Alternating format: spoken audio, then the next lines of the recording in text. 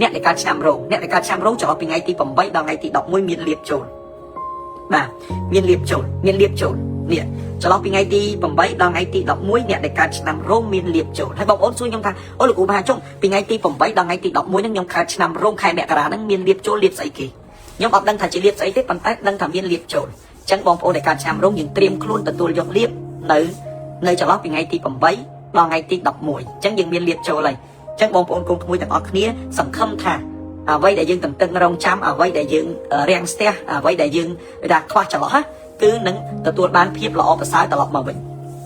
អ្នកដែលកើតឆ្នាំរោងដដែលចន្លោះពីថ្ងៃទី10ពីថ្ងៃ13បាទអ្នកដែលកើតឆ្នាំរោងដដែលចន្លោះពីថ្ងៃ13ដល់ថ្ងៃ15បាទអ្នកដែលកើតឆ្នាំរោងពីថ្ងៃទី13ដល់ថ្ងៃទី15បងប្អូនត្រូវថែរក្សាសុខភាពពាក់ព័ន្ធជាមួយនឹងក្រិចថ្លោះបាទពីថ្ងៃ13ដល់ថ្ងៃ15អ្នកដែលកើតឆ្នាំរោងគឺត្រូវតែប្រយ័ត្នប្រយែងពាក់ព័ន្ធជាមួយនឹង